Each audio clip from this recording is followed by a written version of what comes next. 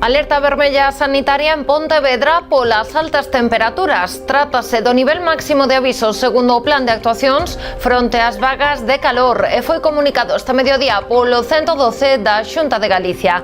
A situación levou ao peche de todas as instalacións deportivas municipais e a suspensión da actividade deportiva federada ao aire libre.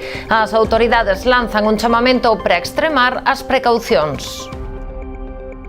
Que tal? Moi boa noite. Ademais, as comarcas do Salnés, Barbanza e Muros Noia permanecen en alerta laranxa. De seguido ampliamos esta información antes titulares. Detido un muradán de 48 anos por estafa, usurpación de estado civil e revelación de secretos. Ao parecer, fixo a compra dun móvil de alta gama a través da conta da súa parella sen que ela autorizara. Xullo despediuse con boas novas no mercado de traballo en Galicia. Segundo datos da Xunta, o nivel de desemprego situouse en case 107.900 persoas paradas. Trátase da segunda mellor cifra dende o ano 1996. A Asociación de Empresarios de Ribeira urxe o Concello a axilizar a compra dos terreos necesarios para a construción do futuro parque empresarial. O Salnés copa os premios da cata concurso Rías Baixas Albariño. O ouro foi para a bodega Saguiuncho de Sanxenxo. Completaron o podio Pazo Cilleiro de Meis e Lagar de Costa de Cambados. O vindeiro 31 de agosto, Vilagarcía celebra a 9ª edición da Romaría Folk no Alobre. A cita prepara unha programación de música e animación para toda a xornada. Estamos nas novas do día, comezamos.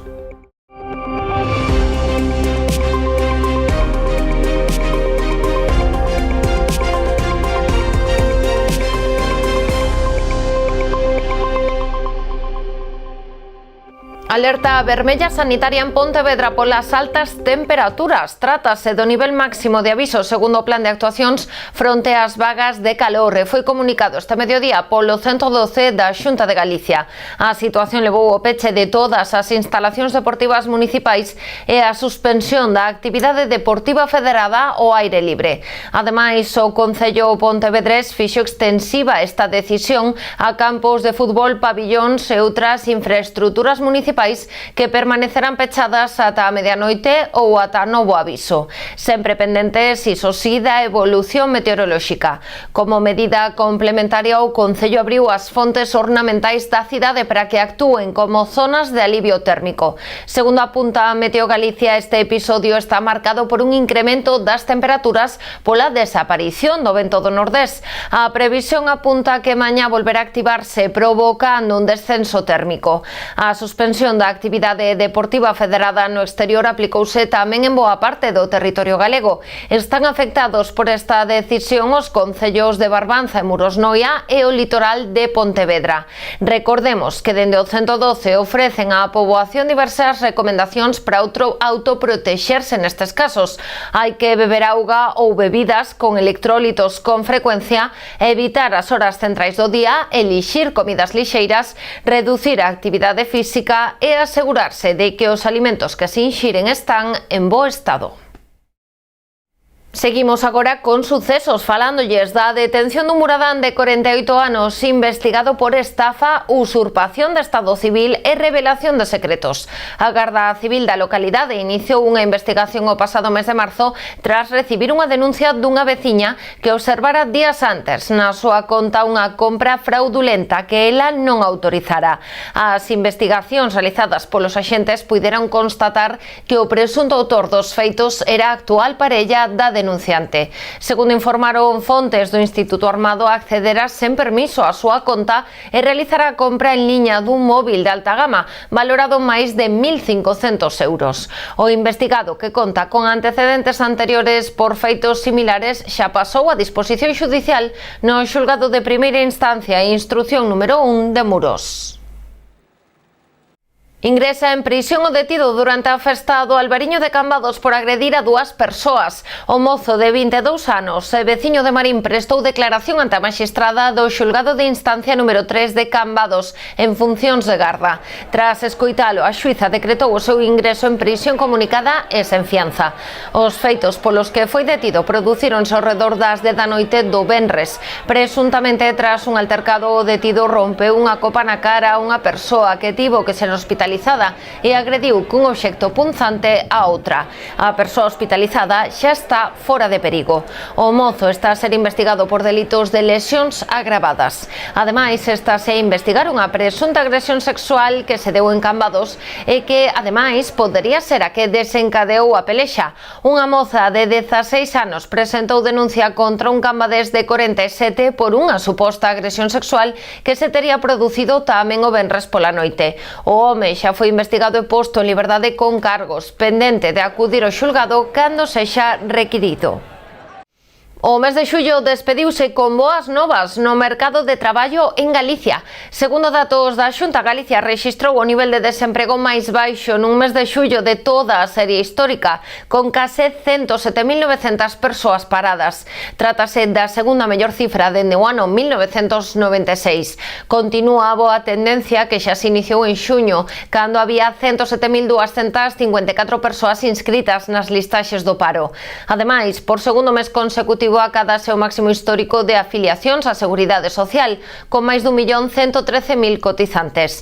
O conselleiro de Emprego puxo en valor estes datos e tamén destacou que Galicia é a comunidade na que máis baixou o paro no último ano en termos relativos.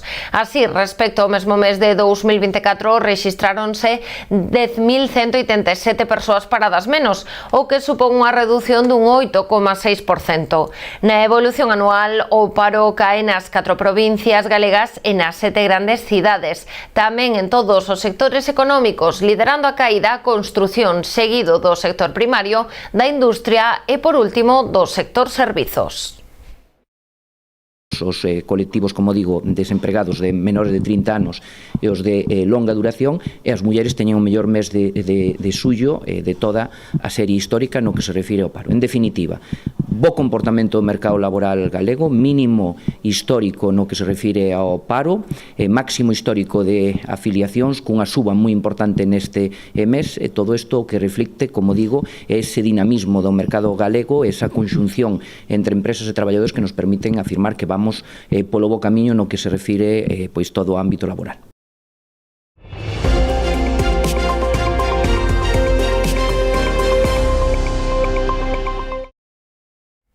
A patronal ribeirense segue no seu empeño de levar adiante o novo polígono empresarial co fin de dar resposta á elevada demanda de chan industrial da localidade. O presidente da entidade, Francisco Martínez, insiste na necesidade de que o Concello cumpra co acordado e adquira dunha vez os terreos pendentes para levar a cabo dita actuación. O presidente da Asociación de Empresarios de Ribeira, Francisco Martínez, ven demostrar unha vez máis o seu malestar pola tardanza e a falla de implicación do goberno municipal para levar adiante unha actuación, como é a construción do novo polígono, para el fundamental para o desenvolvemento futuro do municipio. Martínez non entende como a día de hoxe aínda non se procedeu á adquisición dos terreos pendentes para poder executar o proxecto. Sabemos ben que estamos parados porque non hai compra desas dúas parcelas.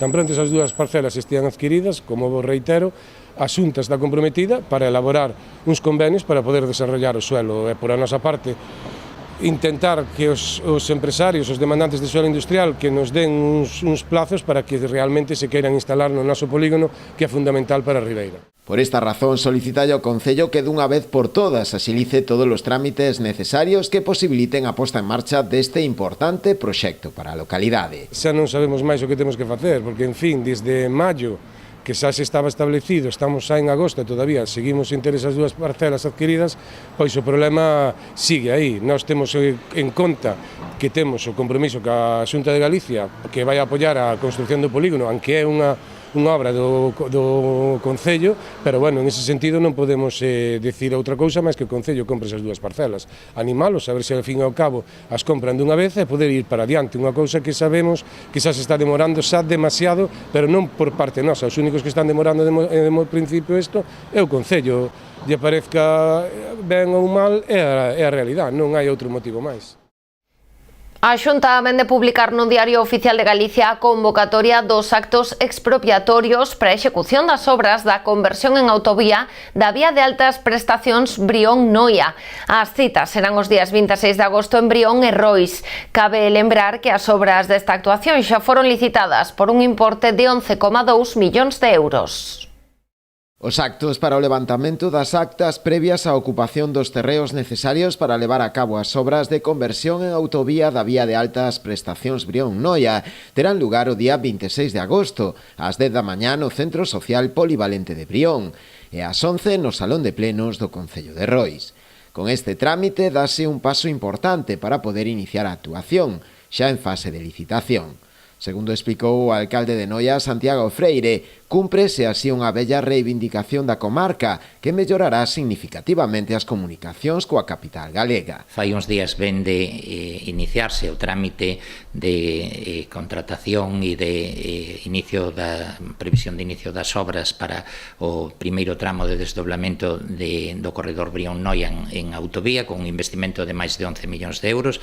Acudíamos á presentación da mesma ca Conselleira de Infraestructuras, esa é unha obra que se vai ir executando ao longo dos próximos meses, que fixemos unha xestión e reiteración na demanda para que fose unha realidade. Estamos seguros que así se vai a ver ao longo dos vindeiros meses hasta que se concluye esa actuación final de desdoblamento en autovía ata Noia. Nesta primeira fase actuarase no treito entre Brión e o enlace de Urdilde. A licitación das obras deste treito dá continuidade á aprobación que a Xunta realizou no mes de febreiro do proxecto de trazado de desdobramento do corredor entre o remate da autovía Santiago-Brión ata o inicio do tramo Martelo-Noia, cun investimento estimado que superará os 29 millóns de euros. O sábado 9 de agosto comezan en Pontevedra as festas da Peregrina, pero xa este martes porase en marcha o operativo especial de tráfico para facilitar os preparativos. Así, ás 11 da noite do martes procederase a pechar o tráfico á rúa Alameda. Ademais, xa está colocada toda a sinalización cos valados de prohibido estacionamento nas rúas General Martitegui e na mesma rúa Alameda. Estes cambios manteránse ata a primeira hora do xoves 21 de agosto. O dispositivo afecta tamén a rúa Echegaray, quedará restringida a circulación a gas, residentes e servizos e o acceso farase pola rúa Maestranza. En General Martitegui invértese o sentido de circulación para permitir o acceso á rúa Maestranza e o aparcadoiro da Praza do Concello. En canto á rúa San Roque, queda restringido o tráfico de acceso dende Corbaceiras ata a rúa Alameda, a gas residentes. Dende Paseo Colón, a dirección obrigatoria será caras Corbaceiras. Ademais, o dispositivo traslada a parada de taxis á rúa General Martitegui. A maiores, porase en marcha un operativo especial o sábado 9, domingo 10 e venres 15, coincidindo coas touradas. As medidas dirixiránse a deixar preparada a contorna da Praza de San Roque para estas citas. Facemos unha pausa para a publicidade, voltamos de contado.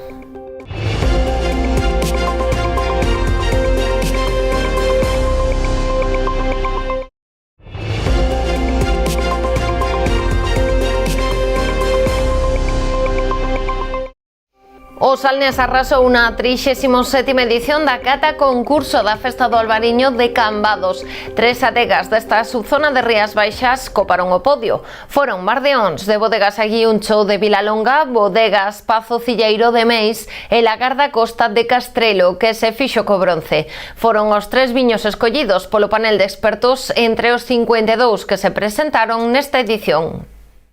Un albariño elaborado en Vilalonga no Concello de Sanxenxo e o mellor da anada 2024. Mardeóns de Bodegas Aguiuncho foi o que conquistou este ano o panel de expertos da cata concurso da Festa do Albariño de Cambados. Un orgullo porque valorar el trabajo que se hace uno en una bodega y en el campo, que es lo que al final que se trata. Detrás de una botella que se ve el trabajo que hay detrás de una bodega. Este año hacemos 25 años que hemos montado la bodega.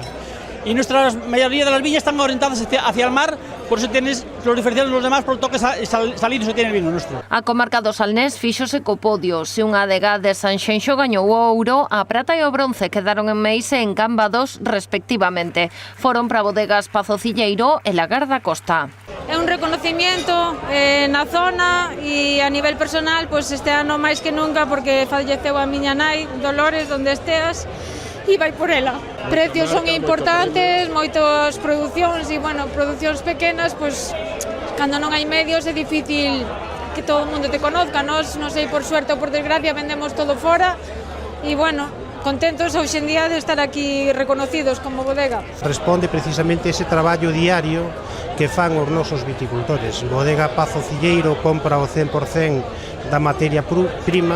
Temos aproximadamente, contamos entre sobre 230 viticultores.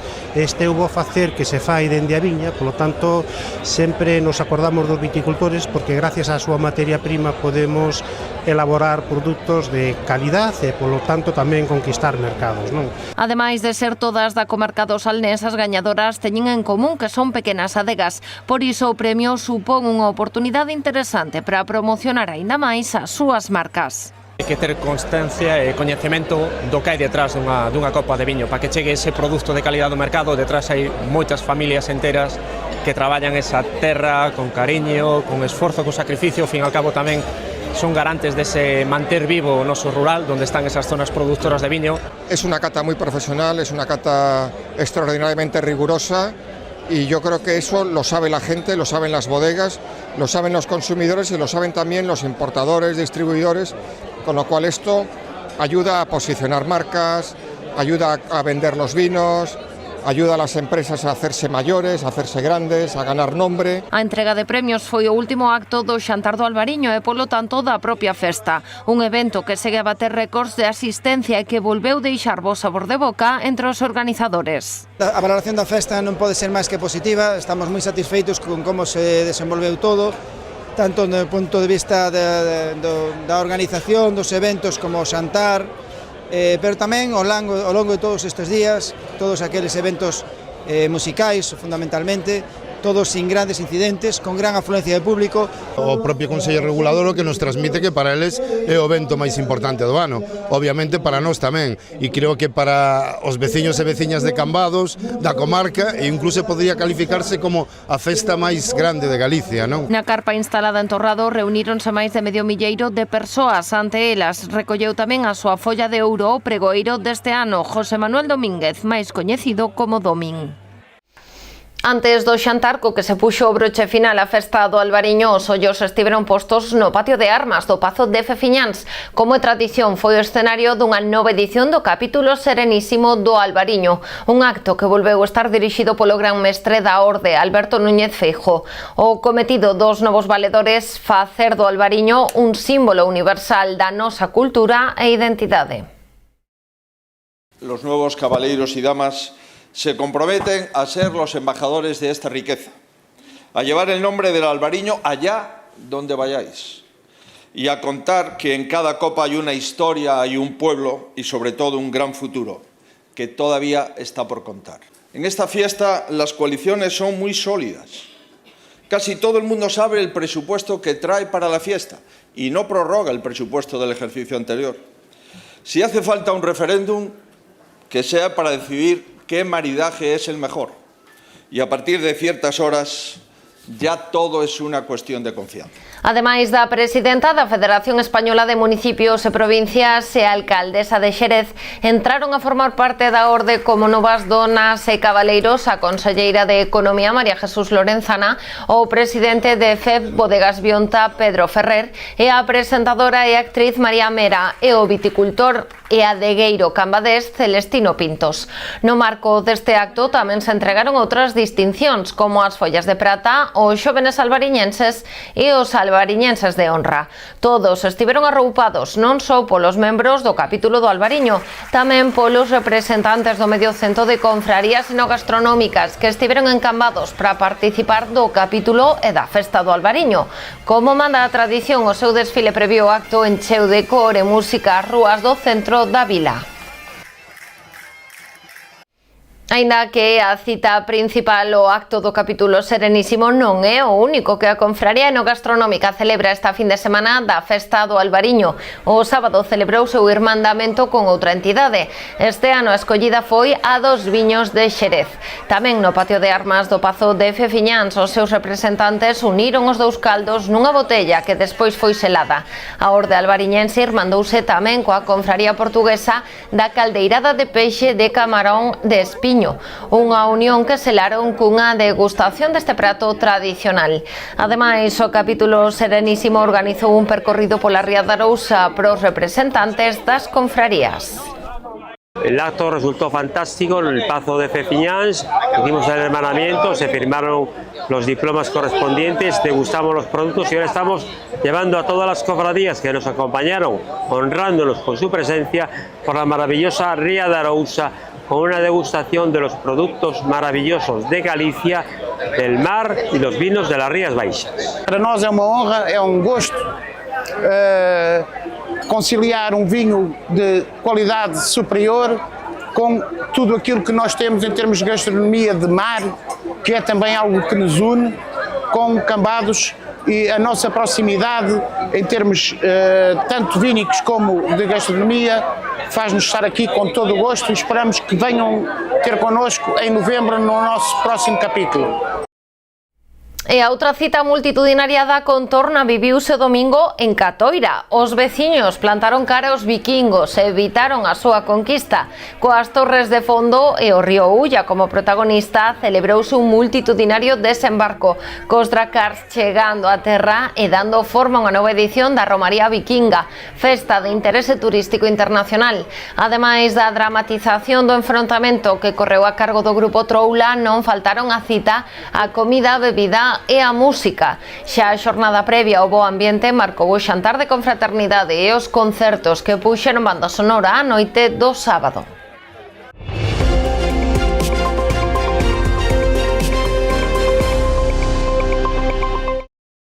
E seguimos con festas. Ribeira despediu onte domingo as súas festas de verán despois de 5 días de celebracións. O acto central dos festexos na fin de semana foi a tradicional procesión na honra da Virxe do Carme, que tivo lugar o sábado pola tarde e a que asistiron centos de persoas, entre elas a conselleira do Mar, Marta Villaverde. Un dos actos máis destacados das festas do verán de Ribeira é a tradicional procesión marítima, a que ano tras ano acoden centos de persoas.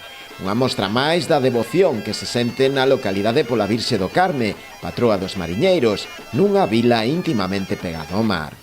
A procesión marítima na que tomaron parte numerosas embarcacións que quixeron acompañar a Virxe no seu percorrido polo mar tiña lugar despois da cerimonia relixiosa que se celebrou como é costume na antiga lonxa, na que non faltaron as distintas autoridades, entre elas a conselleira do Mar, Marta Villaverde, e o alcalde Luis Pérez Barral. Pois estamos nas festas do verán, unhas festas moi agardadas todo o ano, especialmente pola rapazada para desfrutar das atraccións, e agora mesmo pois estamos na procesión á Virxe do Carme, unha a patroa dos mariñeiros, e por tanto, como concello, o que queremos é renderlle unha homenaxe a todas esas persoas que están vinculadas do mar e que a procesión do Carme trascende do relixioso e é un sentimento de cariño de todo o Ribeira pola súa xente do mar. Outro dos actos máis concorridos foi tamén a tradicional xardiñada que se celebrou onte domingo ao mediodía no Parque de Avesadas e que foi recuperada pola comisión o ano pasado, despois de moitos anos sen celebrarse. Estuvo moito tempo sin facela. A facían en Aguiño, en Palmeira, fomos a Palmeira, fomos a Aguiño, pero aquí, vamos oxalá. Bueno, está nos gustando, está ben organizado. Sardiñada vamos a probarla ahora, a ver que tal está. Já dixeron o ano pasado que estaba moi ben, este ano decidín vilas comer. Que tal a sardiñada? Moi ben, moi ben. Sí, está boa? Está boa. Mereceu a pena toda a cola? Sí, claro que sí. O forte sol e a calor abafante non foron razón suficiente para deixar pasar a oportunidade de probar as sardiñas que foron doadas para a ocasión pola Confraría de Pescadores. Pero a comarca do Barbanza foi tamén Mexillón, coa celebración da 14ª edición da Festa de Exaltación do Mexillón de Rianxo. A cita foi de novo un éxito, superando todas as expectativas da organización, a Asociación Gastronómica e Cultural da Festa do Mexillón de Rianxo, repartíndose unhas 4.000 racións deste bivalvo. A carpa instalada no campo de arriba quedouse pequena para dar acubillo ás numerosas persoas que se achegaron a Rianxo para asistir á festa de exaltación do Mexillón. A cita gastronómica organizada pola Asociación Gastronómica e Cultural da Festa do Mexillón de Rianxo e o Club de Remo da localidade, en colaboración co Concello e a Xunta de Galicia, resultou todo un éxito. A verdad que un pouco romperon as perspectivas que tiñamos, ainda así con este tempo de calor, estamos debaixo case non é dun carballal, pero pouco menos, e a xente ven aquí a disfrutar do noso produto. Repartíronse en total unhas 4.000 racións de mexillón preparadas de distintas maneiras, aínda que o vapor, o xeito tradicional, foi unha das que máis triunfou entre os asistentes. Teníamos mexillón a vapor, croquetas de mexillón, empanada de mexillón e el plato de degustación. Con la botellita de Ribeiro que no falte. Que non falte, ¿no? Eso es. Venimos de vacaciones y como estamos aquí pues ya aprovechamos y comemos el mejillón. ¿Y qué tal? ¿Cómo está este año? Riquísimo. ¿Cómo está o mexillón de Rianxo? Muy bien, muy bien. Está bo. Cales probaron? Que vin por aquí hai diversidade de platos. Vinagreta e croquetas. Entre as autoridades presentes na festa tamén se atopaba a conselleira do Mar, Marta Villaverde, que non quixo faltar a esta cita gastronómica, apoiando o importante sector mexilloeiro da localidade e por extensión da comarca, cunha base moi sólida na economía local. Pero o verdadeiramente importante é que, ademais de ser unha cita gastronómica de interese turístico, a festa ten tamén outro importante obxectivo, e ese non é outro que recadar fondos para o Club de Remo da localidade. O Folk no Alobre celebra a súa novena edición cunha receita que non falla. Haberá moita música, gastronomía, un obradoiro e unha visita guiada. Será o domingo 31 de agosto, dende as 11 da mañá no Parque Enrique Valdés Bermejo. Así, a primeira hora realizarase unha visita guiada polo Castro Vilagarcián e o Parque, acompañados por Xurxo Souto, que se encargará de narrar a parte histórica e a relación da cidade con este espazo natural. A ruta estará ambientada polo grupo tradicional Os Demos da Petaca e Guía. A saída é dende os xardíns da Praza de Rabella e non é necesario reservar praza. A unha haberá sesión vermú coas armadanzas que traerán o espectáculo Bailando coa Lingua. O mediodía haberá un xantar popular amenizado por grupos tradicionais de música, compostos de comida e de bebida pros que non queiran levar o seu propio picnic. Pola tarde ás 4 haberá un obradoiro de iniciación ao baile galego solto. Xa ás 6 comezarán os concertos da man de pandereteiras Pes de Barro, collo relevo Os Demos da Petaca, continuarán o dúo Abril e Malvela e pechará a festa con David Salgado e Franci González. Todas as actividades son de balde. Apostamos pola difusión do galego como lingua do evento. Non é só un festival, é unha celebración da nosa identidade, da nosa lingua e da nosa memoria colectiva. Aunamos a tradición, que máis tradición desta cidade que o entorno do Castro Alobre, e disfrutar do Parque Enrique Valdés Bermejo, pero que máis tradición que sumar a eso coa nosa música e a nosa cultura. Isto, como dixemos tamén en outras ocasións, é unha romería popular na que podes disfrutar de baile galego, música galega, da teus amigos, da túa familia, xantando nun entorno privilexiado. Falámosles agora de baloncesto. Durante a fin de semana celebrouse nas pistas exteriores da Boqueira da Negral en Boiro unha nova edición do básquet 3x3 organizado polo Club Baloncesto Santa Baia. Nesta ocasión participaron preto de 50 equipos chegados dende diferentes localidades galegas nas categorías U13, U15, U17 e Senior, tanto masculino como feminino. Foi unha fin de semana de básquet na rúa que os afeccionados a este deporte souberon desfrutar, e iso a pesares da calor abafante con temperaturas extremas a certas horas do día.